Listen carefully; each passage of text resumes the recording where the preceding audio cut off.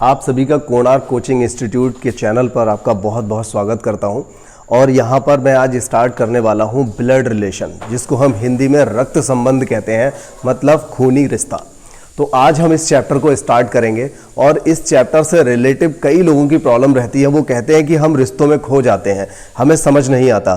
तो रिश्तों में खोने के लिए तो ये कोई बहुत बड़ी बात नहीं है, आजकल का समय ऐसा चल रहा है कि व्यक्ति रिश्तों में खो ही जाता है। लेकिन आज हम यहाँ पर रिश्तों को समझेंगे और यहाँ आपको बिल्कुल भी दिक्कत नहीं होगी। जो रिश्तेदार आपको टेंशन दिया करते हैं, आज उन्हीं रिश्तेदारों की वजह से आपको एक नंबर भी तैयार आपका हो जाएगा। आपको नंबर श्योर मिलेगा, आपका हर हालत में प्रश्न सही हो जाएगा। लेकिन उससे पहले थोड़ी सी आपको पढ़ाई करनी पड़ेगी। उससे रिलेटिव मैंने कुछ यहाँ पर शब्दों को लिखा है, उसकी फैमिली ट्री हम कैसे बनाते हैं, किसी सवाल को हम कैसे फ्रेम करते हैं, ये सारी चीजें मैं आपको वन बाय वन बताने वाला हूं। तब तक आप ऐसा करिए, आप में से जो भी नया है वो चैनल को सब्सक्राइब कर लीजिए और बेल आइकन को प्रेस कर लीजिए। जब तक मैं यहाँ पर स्टार्ट कर रहा हूँ, कुछ लोगों को शेयर भी कर दीजिए। चलिए ठीक है, तो मैं यहाँ पर पहले कुछ शब्दों की बात करूंगा और उसके बाद मैं बताऊंगा आपको कि कैसे आप रिश्तों का एक ट्री बनाएंगे, मतलब फैमिली ट्री आप बनाएंगे। तो फैमिली ट्री हम किसको कहते हैं, वो सारी चीजें, कौन ऊपर कौन नीचे कैसे रहेगा, किसका रिलेशन किसके साथ किस तरह से बनेगा, ये सारी चीजें मैं बताऊंगा। लेकिन उससे पहले कुछ इंपॉर्टेंट शब्दों को समझ लीजिए, जो आजकल ऑनलाइन वाले पैटर्न में इस तरह के शब्दों को पूछ लिया जाता है। तो उन शब्दों को यहाँ पर हमें समझना है, कहीं कोई इनमें से ऐसा शब्द ना आ जाए जो आपको टेंशन दे दे। तो जरा देख लेते हैं इनमें से। सबसे पहला देखिए, यहां पर लिखा हुआ है मातामह, पितामह, और फिर लिखा हुआ है पितामही। तो ये क्या होते हैं, इनको हम क्या कहते हैं? वास्तव में जो हम असल जिंदगी में इस समय हम जी रहे हैं, तो उस समय हम अपनी फैमिली में, हमारी फैमिली में पितामह कौन हुआ करते थे या कौन है, या मातामही कौन हुआ करती थी या है, तो ये हमें यहां पर समझना है। देखिए, पितामह का मतलब हुआ पिताजी के पिता, इसका मतलब क्या हो गए, दादा। कौन हुए, दादा। और पितामही मतलब पिताजी की मां, तो ये कौन हुई, दादी। बात आ गई समझ में। इसके बाद मातामह और मातामही, अब आप बहुत आसानी से बता दोगे क्योंकि नकल मारने में तो माहिर होते हैं आप सभी लोग। तो मातामह मातामही का क्या मतलब हुआ, माता जी के पिता। तो मां के पिता कौन होते हैं, नाना जी, और मातामही मतलब नानी। ठीक है, ये बात आ गई समझ में। इसके बाद आपको बताना है, समझना है यहां पर कि सहोदर क्या मतलब होता है। सहोदर ये जो शब्द है ये क्या है। देखिए, अगर हम सहोदर का संधि विच्छेद करें तो ये बनेगा सह प्लस उदर। अब सह का मतलब क्या होता है, जहां पर एक ही, सह का मतलब एक ही से संबंधित होता है, और उदर का मतलब क्या होता है, आप पेट या कोख कह सकते हो। तो एक ही पेट के जन्मे जो बच्चे होते हैं वो क्या कहलाते हैं, सहोदर कहलाते हैं, मतलब सगे। बात आ गई समझ में।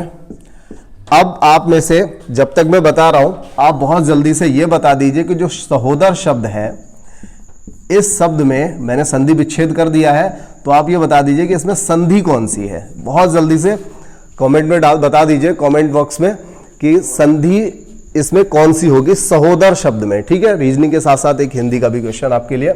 देखिए, अगला प्रश्न है, अगला शब्द है हमारा यहाँ पर, वो है ब्रदर इन लॉ। तो ब्रदर इन लॉ क्या, किसको हम कहते हैं? ब्रदर इन लॉ जो है वो हम, देखिए, जीजा यानी कि जो बहनोई होता है उसके लिए, साड़ू होता है उसको भी कह सकते हैं, और साला। तो इन सभी के लिए हम क्या कहते हैं, ब्रदर इन लॉ। अब इसके बाद बात आती है फादर इन लॉ। तो फादर इन लॉ जो है ये होते हैं ससुर।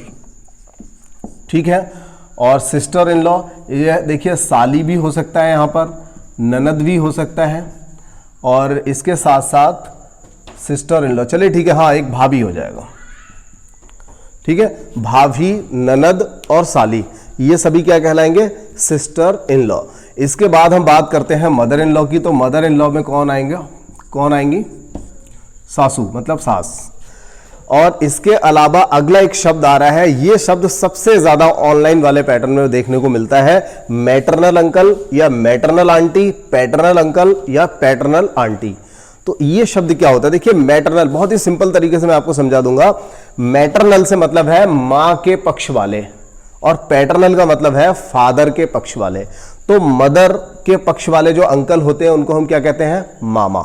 ठीक है, तो ये माता के जो वंश के होते हैं, मातृवंश, ठीक है, मातृवंश यानी कि माँ के वंश वाले जो मामा जी मतलब अंकल होते हैं उनको हम क्या कहते हैं, मामा जी कहते हैं। और जो पैटर्नल अंकल यानी कि जो पितृवंश यानी कि पिताजी के वंश वाले जो लोग हैं वो वाले जो अंकल हैं वो क्या कहलाते हैं, वो चाचा कहलाते हैं या फिर ताऊ कहलाते हैं। ठीक है, तो ये बात आपको समझ में आ गई होगी। इसके बाद यहां पर आता है नीज और नेफ्यू। देखिए नेफ्यू का मतलब होता है भतीजा और या फिर भांजा। क्या होता है, भतीजा और भांजा। नीज ये इंग्लिश का शब्द है जिसको हम कहते हैं भतीजी और या फिर भांजी। ठीक है, तो ये आपस में एक दूसरे के मेल फीमेल हो गए। इसके बाद एक शब्द आता है यहां पर भगिनी। देखिए भगिनी किसको कहा जाता है, ये हम सिस्टर को कहते हैं। ठीक है, भगिनी किसको कहते हैं, सिस्टर यानी कि बहन के लिए कहते हैं। और देखिए यहां पर एक शब्द और लिख लेते हैं, एक शब्द होता है, ऐसे बता देता हूं, नवासा और नवासी। ये शब्द भी अक्सर पूछा जाता है, कहीं पर ऑप्शन में मिल जाता है या थ्योरी में कहीं किसी सवाल में मिल जाता है। तो नवासा और नवासी जो शब्द है, ये देखिए नवासा होता है नाती और नवासी होती है नातिन। लेकिन अब ये नाती नातिन कौन होता है ये आपको अभी समझ में आ जाएगा जब मैं यहां पर अभी आगे आपको जो समझाऊंगा। लेकिन अब समझ लीजिए, उससे पहले अभी हमें क्या समझना है और किस तरीके से इस चैप्टर को खत्म करना है। तो देखिए यहां पर हमने ब्लड रिलेशन को 5 भागों में बांट रखा है। 5 टाइप से हमने इसका क्लासिफिकेशन किया है। तो सबसे पहले हम यहां पर साधारण प्रश्नों को पढ़ेंगे। साधारण प्रश्न में किस टाइप के प्रश्न रहेंगे, जैसे 2-3 नाम दे दिए, मोहन सोहन के पिताजी का ये बेटा है तो बताइए मोहन इसका कौन है। इस तरह के जो रिलेशन रहते हैं वो इसमें साधारण प्रश्नों में आएंगे।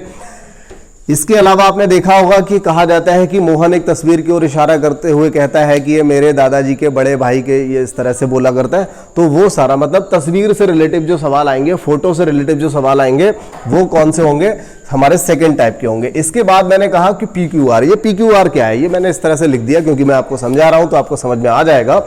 PQR से मतलब है यहाँ पर PQR XYZ ABCD इस तरह से दिया रहता है कि A B की बहन है, B C के भाई का बेटा है, इस तरह से दिया रहता है। तो इनमें भी बहुत इंपॉर्टेंट होता है। यहाँ पर सबसे ज्यादा प्रॉब्लम आती है क्योंकि जब नाम दे रखे होते हैं तो उनमें तो एक बार को समझ आता है कि चलिए ठीक है ये इसका पिता है, ये इसका बेटा है, ये इसकी पत्नी है। लेकिन PQR में हम कैसे डिसाइड करेंगे कौन मेल है कौन फीमेल है, तो इन सबके लिए कुछ प्रतीक होते हैं, उनसे हमें इनको समझना पड़ता है। चलिए खैर, ये तो हुई 3rd टाइप। अब बात आती है 4th टाइप की, जो कि आजकल सबसे ज्यादा प्रचलन में सवाल आ चुका है।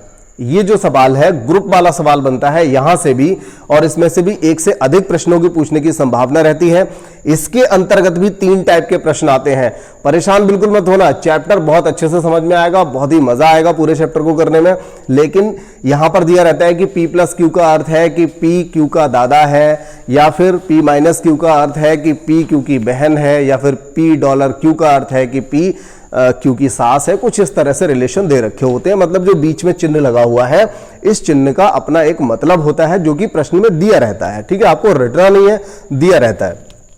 इसके बाद फिर आता है आपका समूह वाले। समूह वाले में क्या होता है, एक फैमिली में बताया जाता है कि एक परिवार में 6 सदस्य हैं, एक परिवार में 8 सदस्य हैं, उनमें 2 इंजीनियर हैं, 2 शिक्षक हैं, या फिर एक नर्स है, 2 छात्र हैं। कुछ इस तरह का सवाल होता है।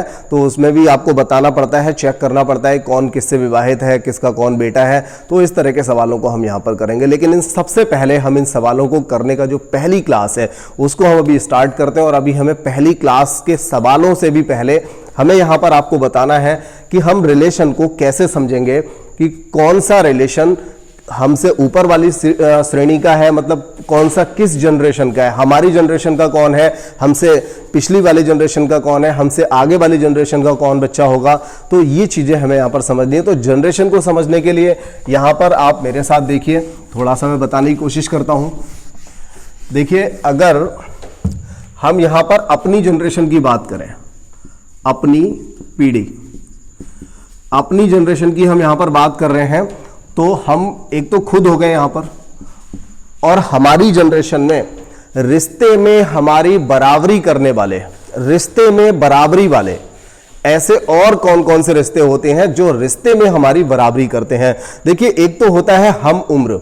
हम उम्र का मतलब होता है जो हमारी उम्र का हो। मतलब जैसे सपोज कीजिए कोई स्टूडेंट है, वो बोलता है कि भाई मैं 20 ईयर का हूं, तो 20 ईयर के आसपास का, साल 2 साल 3 साल छोटा बड़ा जो कहलाएंगे वो सारे क्या कहलाएंगे, हम उम्र कहलाएंगे। मतलब वो उनकी अपनी एक जो एवरेज एज होती है, मतलब वो हम उम्र कहलाएंगे। ठीक है, ऐसा नहीं हो सकता कि एक 20 साल का व्यक्ति एक 35 साल का व्यक्ति वो कहेंगे हम लोग आपस में हम उम्र हैं, ऐसा नहीं होता। हम उम्र कौन होते हैं, हम उम्र होते हैं लगभग इक्वल एज वाले लोग। तो यहां पर हम जो बात करने जा रहे हैं वो हम उम्र की बात नहीं कर रहे हैं, हम यहां पर रिश्ते की बात करेंगे, हम उम्र की बात नहीं करेंगे। उम्र में चाहे जैसा भी अंतर हो, लेकिन हम यहां पर रिश्ते की बात करने वाले हैं। रिश्ते में बड़ा छोटा होना एक अलग बात है, उम्र में बड़ा छोटा होना एक और अलग बात है। हो सकता है आपके सगे चाचा आपसे 1 साल छोटे हो या सिर्फ 2 साल बड़े हो, बहुत बड़ी बात नहीं है, हो सकता है किसी के साथ हो सकता है। तो अगर ऐसी कंडीशन है तो इसका मतलब यह नहीं हो जाएगा कि चाचा 2 साल छोटा है तो यार हो जाएगा या हमारा छोटा भाई हो जाएगा, ऐसा नहीं है। वो रिश्ते में हमसे बड़ा रहेगा क्योंकि वो चाचा है। ठीक है, चाचा है तो वो हमारे पिताजी के बराबरी का रहेगा, भले ही वो एज में हमसे छोटा है। यहां पर एज मैटर नहीं करती, यहां पर रिश्ते मैटर करते हैं। ठीक है, तो हम यहां पर सीखने वाले हैं कि हमारी बराबरी के रिश्ते कौन है। देखिए, सबसे पहले अगर मान लीजिए मैं एक व्यक्ति मतलब एक आदमी हूं, तो उसके लिए क्या होगा, एक पत्नी होगी जिसका उससे बराबरी का रिश्ता होगा।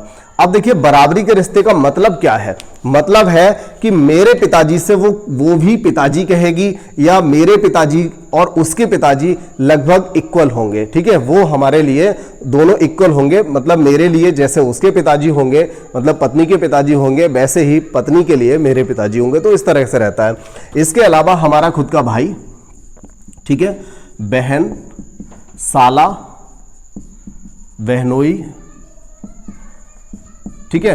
और इसके अलावा देखिए जितने भी कजिन्स आएंगे, मतलब चाहे वो हमारे ममेरी बहन हो, फुफेरा भाई हो, चचेरी बहन हो, तहेरा भाई हो, तो जितने भी चचेरे, तहेरे, मौसेरे, फुफेरे, ये जितने भी भाई बहन आते हैं उन सभी को हम क्या कहेंगे, कजिन्स कहेंगे। ठीक है, तो वो सब इसके अंतर्गत आ जाएंगे। अब किसी के मन में आ रहा होगा भाई हमारे दोस्त भी हमारे बराबरी के होते हैं, लेकिन हम यहां पर दोस्तों को नहीं लेंगे क्योंकि दोस्तों से हमारा खून का रिश्ता नहीं, दिल का रिश्ता होता है। तो यहां पर दिल के रिश्ते की बात नहीं हो रही है। हमारे चैप्टर का नाम खूनी रिश्ता है, ब्लड रिलेशन, रक्त संबंध है।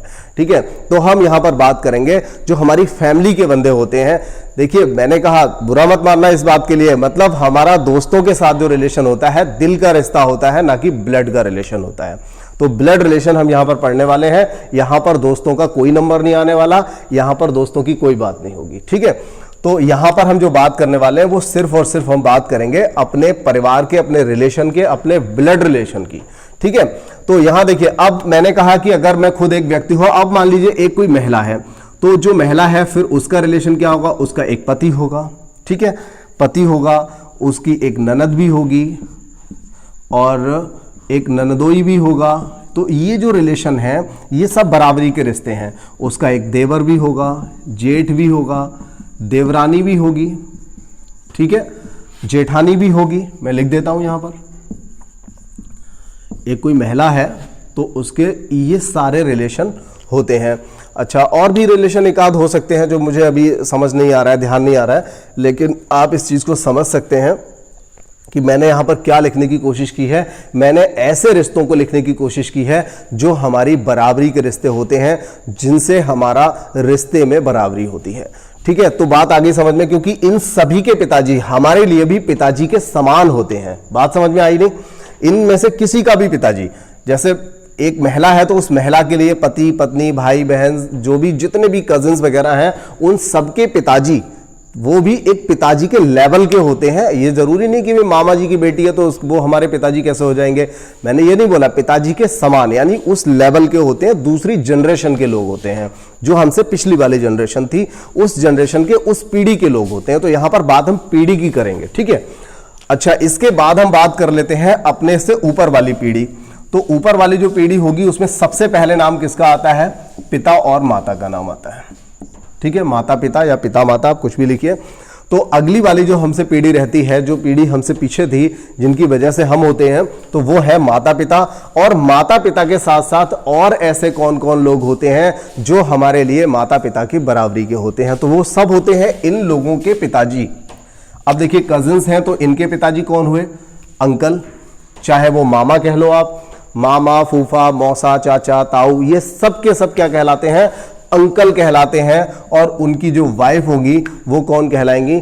आंट कहलाएंगी। ठीक है, तो यहां पर अंकल और आंट में हम किसको निपटा दिया? हमने मामा, फूफा, मौसा, चाचा, चाची, ताऊ, ताई, इन सबको हमने यहां पर निपटा दिया। काका, काकी, ये जो वर्ड होता है वो चाचा चाची के लिए यूज होता है।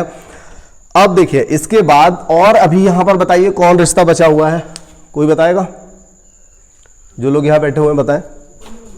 इसी में जो हमारे लिए माता पिता के बराबरी के होते हैं, सास ससुर, बिल्कुल ठीक है। ये देखिए माता पिता, ठीक है, माता पिता एक हुए, अंकल आंट में सास ससुर नहीं जाते, उनको आप अलग ही लिखेंगे, सास और ससुर।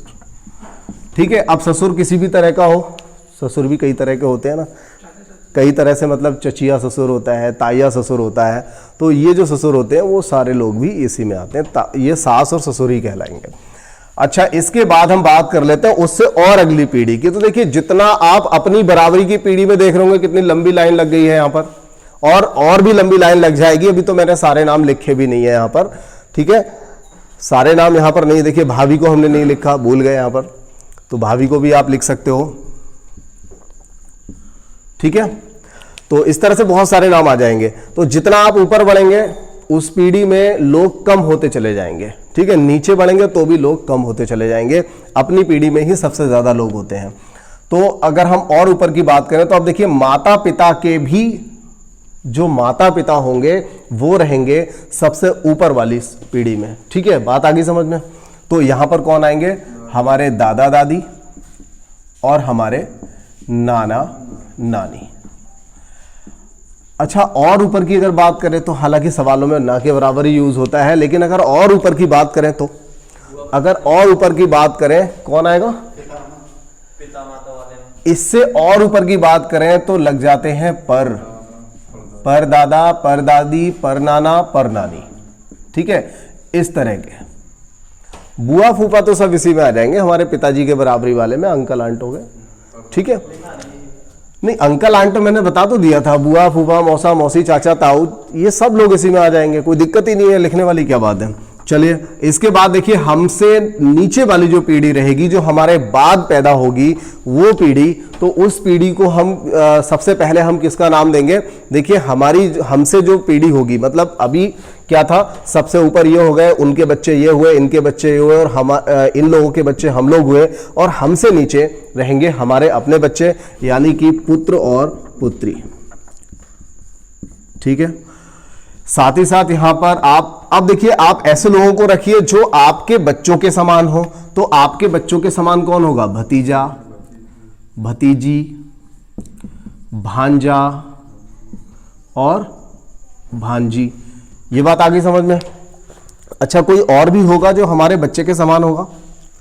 कोई और भी होगा जो हमारे पुत्र पुत्री वाले जो लाइन है, पुत्र पुत्री वाली जनरेशन में आएगा? कौन होगा? देखिए अभी भी यहां पर दो नाम और बचे हुए हैं। आप भूल रहे हैं, अभी बच्चे हैं ना आप लोग, अभी आपको समझ में नहीं आ रहा, अभी इतने ज्यादा रिश्तों में नहीं फंसे हैं, इसलिए आपको ध्यान नहीं आ रहा है। मैं लिख देता हूं यहां पर दामाद और पुत्र वधू। जब आपका पुत्र आएगा तो भाई पुत्र वधू भी तो उसी जनरेशन में आएगी, और जब बेटी आएगी तो दामाद भी तो आएगा। चलिए खैर, अभी ज्यादा सोच नहीं है आपकी समझने की, खुद ही बच्चे हो, चलिए कोई बात नहीं। अच्छा, इससे और नीचे अगर हम जाएंगे तो क्या हो जाएगा? इससे और नीचे जाएंगे तो क्या आएगा? अब हमारे पुत्र पुत्री हुए तो उनके भी बच्चे जो आएंगे वो और नीचे वाली श्रेणी में आ जाएंगे। ठीक है, इससे भी नीचे वाली श्रेणी में आएंगे तो हम उनको कह सकते हैं वो होंगे नाती नातिन। ठीक है, नाती नातिन, और एक शब्द होता है पोता पोती। अब कोई ये सोच रहा होगा कि सर ये तो एक ही बात हो गई, पोती पोता और नाती नातिन एक ही बात हो गई, क्योंकि हमारे यहाँ पर जरा सी दूर पर भाषाएं बदलती रहती हैं, बोलियां बदलती रहती हैं, तो ये बोली का ही इफेक्ट है, ये एक बात नहीं है। हमें यहाँ पर किताब क्या कहती है ये पढ़ना होगा। तो देखिए वैसे तो हम जनरली बेटे के लिए पोता या पोती कहते हैं और नाती नातिन भी कहते हैं, ऐसा हम जहाँ पर मैं हूँ हमारे यहाँ भी ऐसा ही होता है। तो लेकिन किताब कुछ और कहती है। किताब मानती है कि बेटे के जो बच्चे होते हैं वो पोता और पोती होते हैं, जबकि बेटी के जो बच्चे होते हैं वो नाती नातिन कहलाते हैं, जिसको हम जनरली हम क्या बोलते हैं इस समय, हम जिसको बोलते हैं देवता या फिर देवती। ठीक है, देवता देवती जिसे हम बोलते हैं, वो किताब में आपको जब भी देवता आपका आंसर आपको लगे कि बेटी का बेटा है तो आप आंसर वहां नाती लगाइएगा। ठीक है, देवता वहां नहीं मिलेगा, और बाई चांस अगर मिल जाए तो अच्छी बात है। ठीक है, मिल भी सकता है, कोई बड़ी बात नहीं, हो सकता है कोई मेरे जैसा ही पेपर बनाने वाला हो जिसके एरिया में ये कहा जाता हो। ठीक है, तो ये मिल सकता है, कोई बड़ी बात नहीं है। वैसे जनरली ये होता है कि ये वाले जो शब्द हैं ये बिल्कुल सही है, ज्यादातर यही मिलते हैं। ठीक है, तो अब देखिए जो नवासा नवासी थे वो भी यही थे, नवासा नवासी, ये नवासा ये नवासी। ठीक है, ये उर्दू का शब्द हुआ, तो ये नवासा नवासी जो है ये उर्दू का शब्द है, ये भी कभी कभार मिल जाता है। तो देखिए यहां पर आपने अभी तक क्या सीखा, आपने यहां पर सीखा अपनी जो ट्री है, फैमिली ट्री, उसको आपने सीखा। चलिए मैं इस लाइन को अलग हटा देता हूं, कोई मतलब नहीं है यहां पर, क्योंकि ऊपर जितना बढ़ेंगे परदादा और इससे नीचे आएंगे तो परनाती परपोता इस तरह के शब्द आ जाते हैं। ठीक है, जिसको हम प्रपौत्र भी कह देते हैं। खैर कोई दिक्कत नहीं, इतना काफी है आपको समझने के लिए। तो यहां पर आपने अब तक 5 जो पीढ़ियां पढ़ी हुई हैं, इन 5 पीढ़ियों से रिलेटिव अब हम प्रश्नों को कराएंगे, लेकिन बस थोड़ा सा समय मैं लूंगा आपका।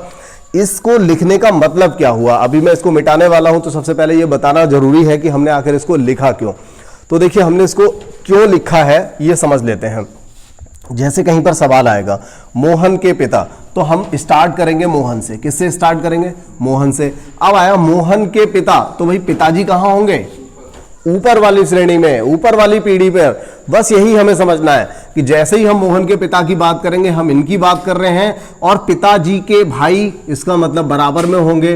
भाई का भतीजा तो यहां पर आ जाएगा, उसका भी बेटा तो यहां आ जाएगा, और अगर इसके हम चचेरे भाई की बात करें तो यहां आ जाएगा क्योंकि भाई है। और अगर इसकी बुआ की बात करें तो बुआ ऊपर वाली श्रेणी में होगी। उसके दादा की बात करें तो और ऊपर एक लाइन छोड़ करके यहां पर दादाजी आएंगे उसके।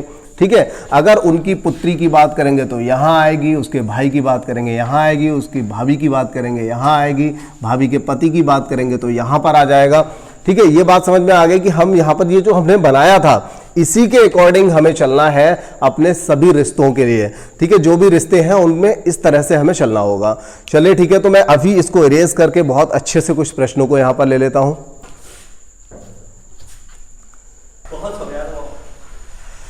यहां देखिए अगले प्रश्न जो मैंने बोला था ले लिए हैं यहां पर, और ये बिल्कुल साधारण से प्रश्न है। इनमें कोई तस्वीर की बात नहीं होगी, कोई PQR की बात नहीं होगी, किसी सिंबल की बात नहीं होगी, कोई ग्रुप की बात नहीं होगी, छोटी सी फैमिली की बात होगी, हमेशा कुछ ही लोगों में रिश्ता रहेगा। तो यहाँ पर हम पहला प्रश्न अपना सॉल्व करते हैं, और देखिए पहले प्रश्न में आप देखिए किस तरह से फैमिली ट्री का हम यहाँ पर प्रयोग करेंगे। देखिए पहला प्रश्न यहाँ पर है, प्रीति अरुण की माँ है। तो जरा लगाने का जो तरीका है उसको देखिए। प्रीति अरुण की माँ है, हमने मान लिया ये अरुण है। ठीक है, तो प्रीति कौन है, अरुण की माँ। तो अरुण की माँ कहाँ होगी, ऊपर। तो यहां पर लिख दीजिए माँ, और उसका नाम क्या है, प्रीति। ठीक है, अरुण की माँ, माँ है तो ऊपर। अब देखिए यहां पर एक चीज और भी करेंगे आप, अगर ये एरो लगाते रहेंगे तो आपको हमेशा ये याद रहेगा, आप सवाल को भी पढ़ने की जरूरत नहीं रहेगी, केवल एरो के माध्यम से आप पूरा सवाल, पूरी थ्योरी यहां पर आप पढ़ सकोगे। क्योंकि इन दोनों से आपने लिखा, अरुण की ये माँ है तो माँ यहां लिख दिया, एरो लगा दिया, यानी कि इसकी माँ है, और ये इसका नाम क्या है, प्रीति है।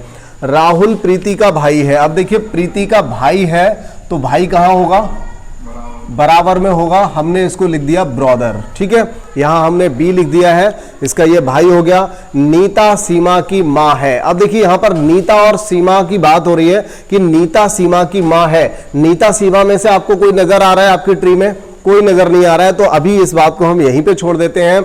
आगे कहा जा रहा है नीता राहुल की बहन है। अब देखिए राहुल की बहन कौन है, नीता। तो एक काम करिए, मतलब ये भी इसकी बहन होगी, तो नीता को हम यहां पर ले लेते हैं। ठीक है ना, एक बात बताइए, अगर इसकी ये माँ है और माँ का ये भाई है और राहुल की बहन है नीता, इसका मतलब इसकी माँ की बहन भी तो होगी नीता, यानी ये तीनों आपस में भाई बहन हो जाएंगे। तो अब उन्होंने क्या बोला था, नीता सीमा की माँ है। क्या बोला था, नीता सीमा की माँ है। तो फिर नीता किसकी माँ है, ये माँ है सीमा की। तो सीमा कहां पर आएगी, यहां पर सीमा आ जाएगी और सीमा की मां कौन होगी, नीता होगी। ये बात समझ में आ गई।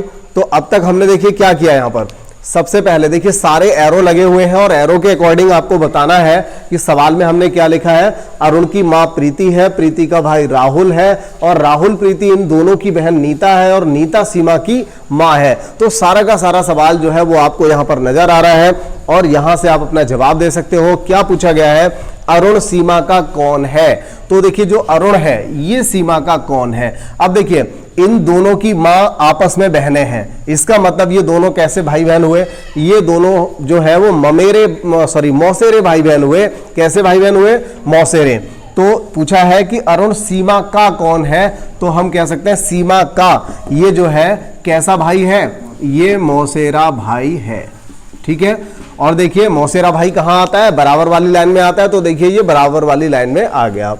अगर आपसे ये पूछ लिया जाए कि बताइए कि राहुल अरुण का कौन है, राहुल अरुण का कौन है, तो क्या जवाब होगा, राहुल जो है अरुण का कौन होगा। तो देखिए मां का भाई कौन हो जाएगा, मामा। तो यहां से आपको फिलहाल अपने पहले सवाल का जो आंसर है वो आपको मिल चुका है, मौसेरा भाई। और अगले प्रश्न की ओर चलते हैं।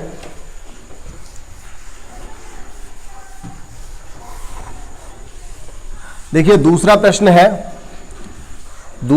है यहां पर, सोम ने मंगल से कहा। दूसरा प्रश्न क्या है, सोम ने मंगल से कहा तुम मेरे नाना की दूसरी बेटी के पति हो, सोम मंगल का कौन है यदि सोम पहली पुत्री का पुत्र है। तो एक बहुत ही सिंपल सा प्रश्न मैंने यहां पर लेने की कोशिश की थी। सोम ने मंगल से कहा कि तुम मेरे नाना के, भाई किसके नाना के, यहां पर देखिए सवाल को हम स्टार्ट कहां से करेंगे ये समझने की कोशिश कर लीजिए। सोम ने मंगल से कहा तुम मेरे नाना की दूसरी बेटी के पति हो। किसके नाना, मेरी, मतलब जो कह रहा है, कह कौन रहा है यहां पर कह रहा है सोम। तो हम सवाल की शुरुआत कहां से करेंगे, सोम से करेंगे। तो सोम ने कहा कि तुम, किससे कह रहा है, मंगल से कह रहा है, ध्यान रखना भाई, सोम कह रहा है मंगल से कि तुम मेरे नाना। तो सबसे पहले तो नाना तक चलते हैं और नाना जी कहां मिलेंगे, एक लाइन छोड़ के ऊपर वाली लाइन पे मिल जाएंगे नाना। ठीक है, एक लाइन छोड़ के ऊपर वाली लाइन में मिलेंगे नाना। तो नाना से कहा, मतलब उसने कहा कि तुम मेरे नाना की दूसरी बेटी, यानी कि नाना जी की दो बेटियां हैं, उनमें से दूसरी वाली बेटी के पति हो। तो देखिए ये पुत्री हुई नाना जी की और पुत्री का ये कौन है, पति, और इसका नाम क्या है, मंगल। जरा समझने की कोशिश करिए। सोम ने मंगल से कहा कि मेरे नाना की दूसरी जो बेटी है उसके पति हो मंगल। ठीक है, क्या बोला कि तुम मेरे नाना की दूसरी बेटी। अब देखिए नाना जी हो गए, तो नाना जी की दूसरी वाली बेटी कौन हुई, मौसी। कहीं ऐसा तो नहीं अगर कहीं दूसरी वाली बेटी का ही बेटा हुआ सोम, तो ये कौन हो जाएंगे, फिर तो इसके पिताजी हो जाएंगे। तो उन्होंने इस बात को क्लियर भी कर दिया है, क्योंकि देखिए ये बात कहने से ये सिद्ध नहीं होता कि वो हमारी मौसी है। अगर मैं कहूं कि मेरे नाना की दूसरी बेटी, तो हो सकता है दूसरी बेटी ही मेरी मां हो, ये भी तो हो सकता है। तो उन्होंने देखिए यहां पर क्लियर कर दिया है, सवाल में कहा है कि यदि सोम पहली पुत्री का बेटा है तो ये पहली पुत्री का बेटा हो जाएगा सोम, और दूसरी वाली जो पुत्री है यानी मौसी होगी, और मौसी का जो पति है वो कौन हो जाएगा, मौसा। कौन हो जाएगा, मौसा, यहां पर आंसर हो जाएगा। ठीक है, बात इतनी समझ में आ गई, बताइए भाई प्रेम, समझ में आ गई। चलो अब देखिए तीसरे सवाल पे आते हैं हम लोग। तीसरा प्रश्न है हमारा, राज ने तरुण से कहा, तुम मेरे पिता के, किसके पिता के, किसके पिता, मेरे पिता, मतलब जो व्यक्ति कह रहा है, किसके पिता की बात हो रही है, राज के पिता की बात हो रही है। तो हम शुरुआत कहां से करेंगे, राज से करेंगे। सबसे बड़ी प्रॉब्लम यहीं पर आती है, दो चीजें होती हैं इस पूरे सवाल में, थोड़ा बहुत समझ में आ जाता है तो स्टूडेंट्स की दो प्रॉब्लम फिर भी रह जाती हैं, सवाल को शुरू कैसे दें और सवाल में जो पूछा गया है उसमें हम जवाब कैसे दें। दो बातें आती हैं और वो दोनों ही बातें मैं समझाने की कोशिश कर रहा हूं। पहली बात जो है यहां पर वो ये है कि हम सवाल की स्टार्टिंग कैसे करेंगे, और सवाल की स्टार्टिंग में हम सबसे पहले किसका नाम रखेंगे, कहां से शुरुआत करेंगे। तब देखिए राज और तरुण दोनों की ही बात हुई है, लेकिन उसने कहा है, राज कह रहा है, राज ने तरुण से कहा तुम मेरे पिता के, तो किससे रिलेशन आगे बढ़ रहा है, मेरे पिता के भाई, यानी कि मुझसे, मतलब कहने वाले से। तो कह कौन रहा है यहां पर, राज। तो हम राज से शुरुआत करेंगे। राज कहता है मेरे पिता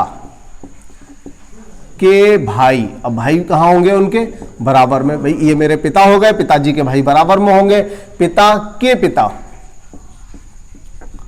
ठीक है, पिता के पिता। अब ये दादाजी हो गए हमारे पिता। अब देखिए मेरे पिता, पिताजी के भाई, भाई बराबर में, के पिता और ऊपर आएंगे के पोते। अब इनका जो पोता होगा वो इस लाइन में रहेगा। कहां होगा, इस लाइन में रहेगा, क्योंकि ये हो गए इनके पोते वाली लाइन, यानी कि तीसरी वाली जो पीढ़ी है इनके बाद। तो बताइए कि राज मतलब ये हो गया तरुण, ठीक है। क्या बता दिया, राज ने इससे कहा कि भाई तू कौन है, मेरे पिताजी के भाई के पिता का पोता है, ठीक है। तो यहां पर अब इन दोनों का रिलेशन हमें बताना है।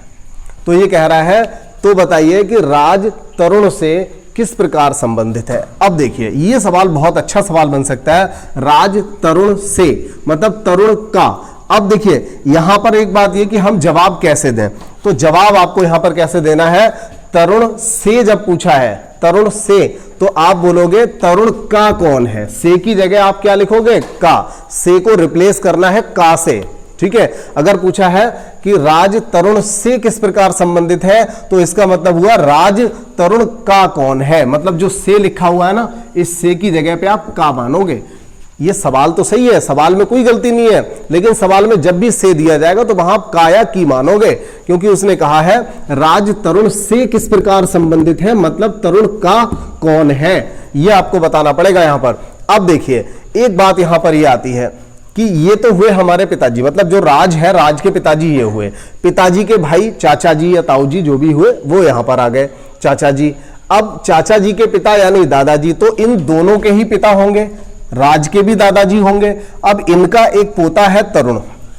अब ये बात कौन डिसाइड करेगा कि हमारा सगा भाई है, मतलब राज का सगा भाई है, या ये इसका चचेरा भाई है, क्योंकि इनके पिता के भाई, ये बाप में दोनों भाई भाई हो गए, ये बाप बेटे हुए, ठीक है। और इनके ये पिता है, इसका मतलब इनके भी ये पिता होंगे। इनका अगर ये पोता है तो इन दोनों में से किसी का बेटा हो सकता है, किसी का भी बेटा हो सकता है। तो यहां पर अगर आंसर देखिए चचेरा भाई भी दिया हो, चचेरा भाई और एक भाई दिया हो तो कंफ्यूजन हो जाएगा। फिर हम सी वाला आंसर ढूंढेंगे जिसमें लिखा होगा निर्धारित नहीं कर सकते, ठीक है, निर्धारित नहीं कर सकते, क्योंकि जब दो दो आंसर दे दिए, चचेरा भाई भी दे दिया और भाई भी दे दिया, ये देखिए भाई भी हो सकता है, चचेरा भाई भी हो सकता है, तो अगर दो दो आंसर दे दिए तो हम वहां पर ढूंढने की कोशिश करेंगे कि निर्धारित नहीं कर सकते कहां पर दिया है, आंकड़े अपर्याप्त कहां पर दिया है, ये हमें देखना पड़ेगा। और अगर ऐसा नहीं दिया है, मान लीजिए एक चाचा दे दिया, एक बुआ दे दिया, एक सास दे दिया, एक कोई इस तरह का रिलेशन दे दिया, सिर्फ एक जगह दे दिया भाई,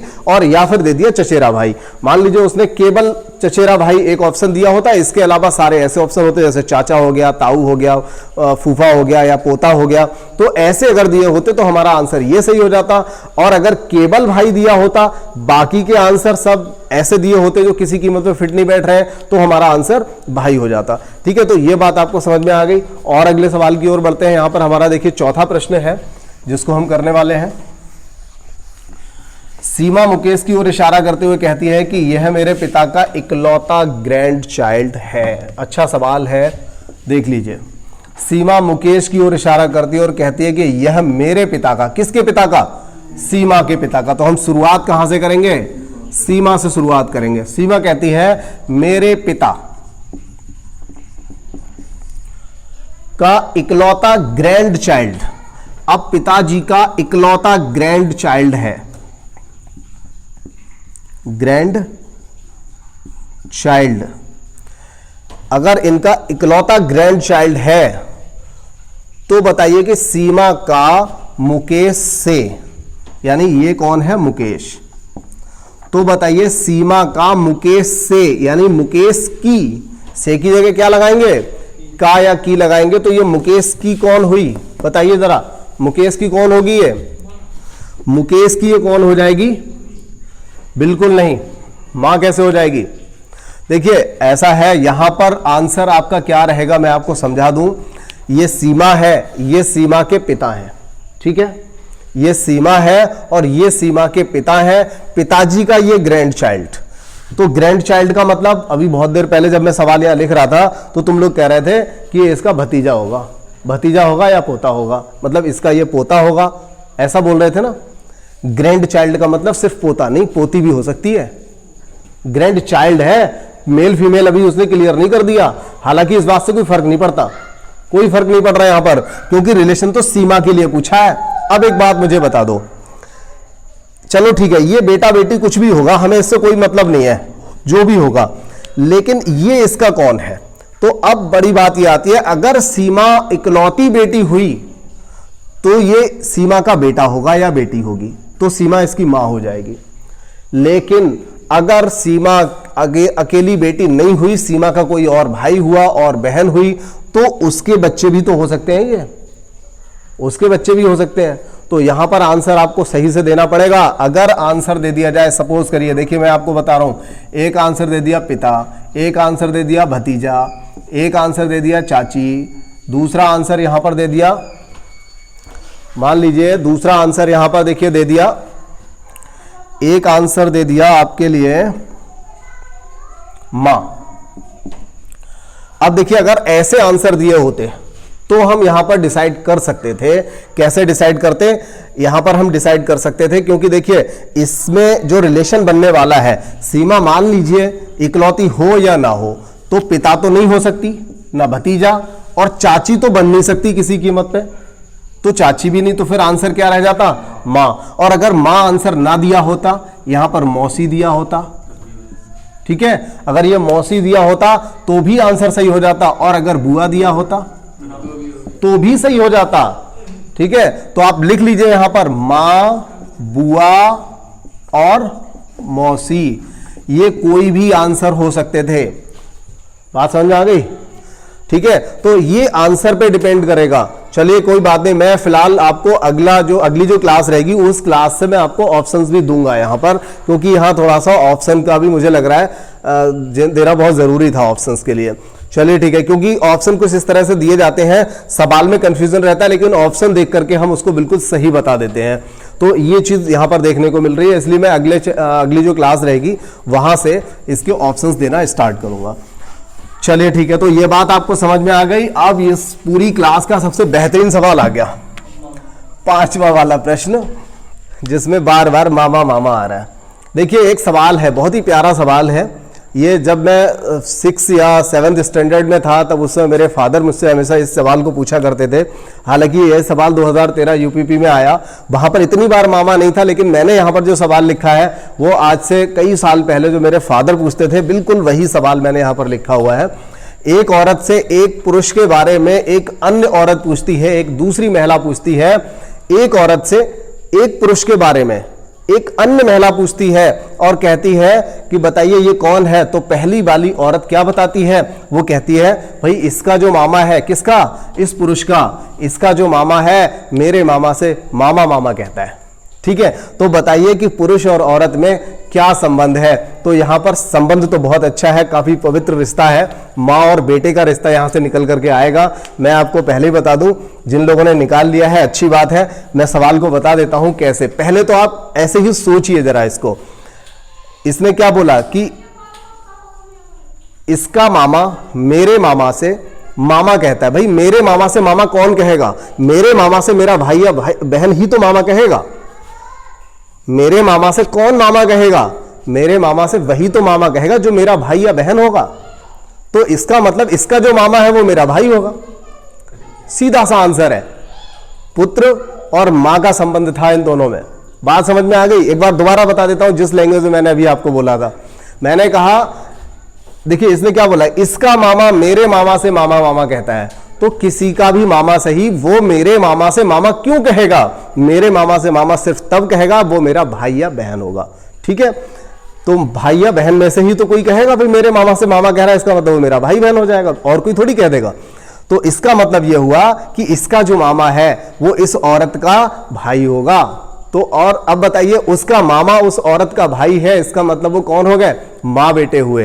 तो आप यहां पर कह सकते हो ये हुई पहली औरत और ये उसमें जो है पुरुष हो जाएगा, ठीक है, पुरुष हो जाएगा। अब पुरुष का मामा और इसका मामा, इस महिला का और इसका मामा एक होगा, तभी तो हम मामा कहेंगे यहां पर। तो क्या हुआ कि इस पुरुष का जो मामा है वो मेरे मामा से मामा कहता है। मामा से मामा तब कहेगा जब ये दोनों भाई बहन होंगे। अगर ये दोनों भाई बहन हैं, इसका ये मामा है, तो ये इसकी ये कौन हो जाएगी, माँ हो जाएगी। हालांकि माँ के साथ साथ मौसी भी हो सकती है। तो ये फिर से वही बात आ गई कि यहां पर ऑप्शंस पे डिपेंड करेगा, ठीक है। तो ऑप्शन में वहां पर अगर मौसी और भांजा दिया होगा तो मौसी भांजा वाला आंसर बिल्कुल सही करना पड़ जाएगा। मामा मतलब माँ और पुत्र दिया है तो आंसर आपको सही करना पड़ जाएगा। हालांकि ऐसा जब भी सवाल आता है तो माँ और पुत्र वाला ही आंसर वहां पर दिया रहता है, ठीक है। तो इन दोनों के बीच में क्या संबंध था, इन दोनों के मध्य का रिश्ता बताना है। हमें यह नहीं बताना कि ये इसका कौन है या ये इसका कौन है, हमें उन दोनों का रिश्ता बताना है। तो ऐसे सवाल में जब भी ये सवाल पूछा गया है हमेशा माँ और बेटा इस तरह से इसका आंसर मिलता है, ठीक है। तो बहुत ही अच्छा प्रश्न था ये। और हम अगले प्रश्न की ओर चलते हैं, छठे प्रश्न की ओर।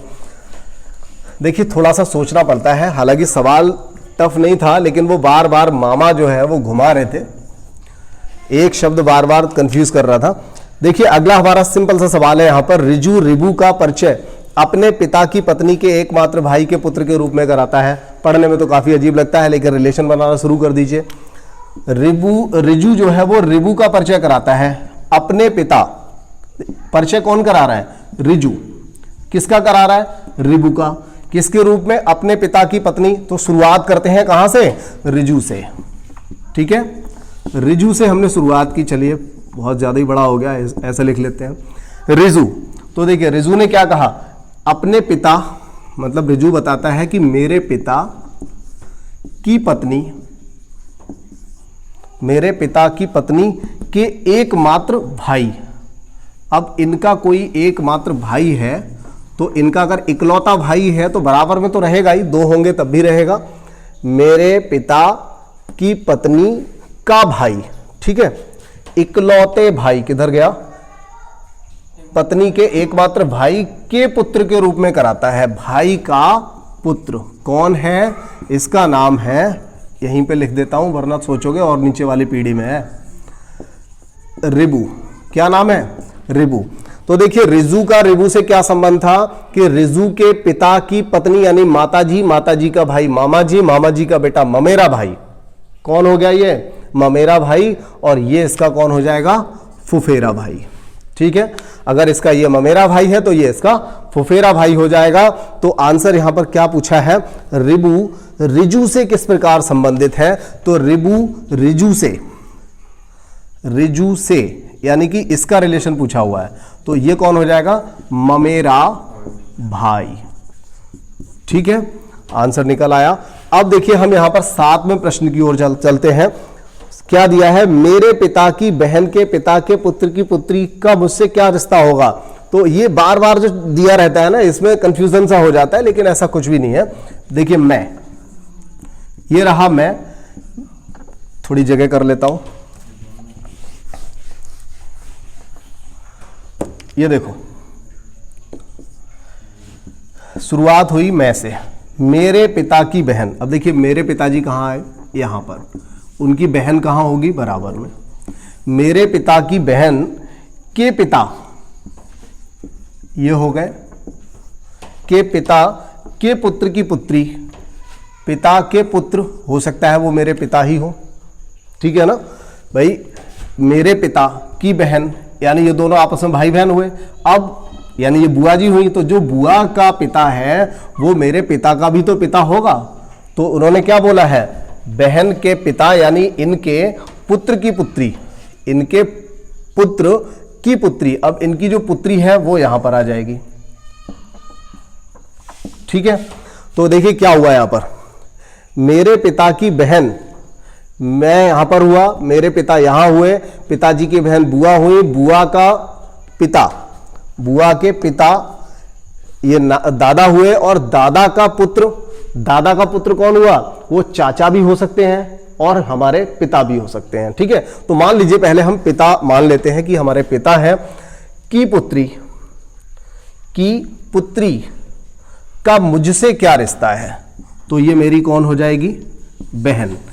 अब देखिए यहां पर ऑप्शंस में बहन ही दिया होगा, अगर बहन ना दिया हो तो चचेरी बहन दिया होगा। ठीक है, सगी बहन नहीं हुई तो चचेरी बहन होगी, लेकिन यहां पर यह बात बताई भी नहीं है कि उनका एक ही बेटा है या नहीं। अगर उन्होंने ये बात कह दी होती कि बहन के पिता के एकमात्र पुत्र की पुत्री है, तो 100% ये कौन हो जाते, बहन, सगी बहन हो जाती, लेकिन फिर भी आंसर बहन ही रहेगा। तो चचेरी बहन या सगी बहन में से जब आंसर दिया जाता है तो वहां पर बहन ही दे रखा होता है। एक बात आपको और बतानी थी, वो ये थी कि जब हम सवाल में कहते हैं, कई बार सवाल में क्या आता है कि मेरे पिता का, अब मान लीजिए कहने वाला व्यक्ति सपोज कीजिए मैं हूं, मैं कहता हूं कि मेरे पिता का इकलौता पुत्र, तो मेरे पिता का इकलौता पुत्र कौन हुआ, मैं खुद हुआ। और अगर कहने वाली एक लेडी है और वो कहती है कि मेरे पिता की इकलौती बेटी, तो इसका मतलब वो खुद हुई। और अगर मैं कहता हूं कि मेरी सास की इकलौती बेटी या मेरे ससुर की इकलौती बेटी, तो वो कौन हुई, मेरी पत्नी हुई। और अगर एक महिला कहती है कि मेरे ससुर का इकलौता बेटा, तो वो देवर नहीं, जेठ नहीं, सिर्फ पति होगा। ठीक है, तो ये चीजें आपको थोड़ी सी ध्यान में रखनी है। और अगर मेरे दादा का कोई इकलौता बेटा है, तो अगर मेरे दादा का कोई इकलौता बेटा है तो कौन हुआ, मेरा चाचा, सिर्फ पिता। भाई हम तब है क्योंकि हमारा पिता होगा, और अगर मेरे दादा का कोई एक ही बेटा है तो चाचा का तो ऑप्शन ही नहीं बनता, सिर्फ वो पिताजी होंगे। तो देखिए ये छोटे छोटे कुछ सवाल थे, इनको हमने यहां पर किया। आप लोग अपनी एक्सरसाइज जो है आपकी, वहां से आप छोटे सवाल 1 लाइनर 2 लाइनर जो क्वेश्चंस हैं जिनमें कोई तस्वीर नहीं दी है, जिसमें कोई ABCD नहीं दिया, ऐसे प्रश्नों को आप सॉल्व करिए। मैं आपसे मिलता हूं अगली क्लास में, और जिस क्लास में मैं आपको बताऊंगा अपने सेकेंड टाइप के जो क्वेश्चंस मैंने आपको बताए थे, जिसमें आपको बताया जाएगा तस्वीर से हम कैसे पता करेंगे कि किसी तस्वीर वाला जो व्यक्ति है वो कौन है। और पक्का बोल रहा हूं आपको, तस्वीर से ही पता चलेगा, तस्वीर ही बताएगी कि मैं कौन हूं। तो ठीक है, फिर अगली क्लास में मुलाकात होती है।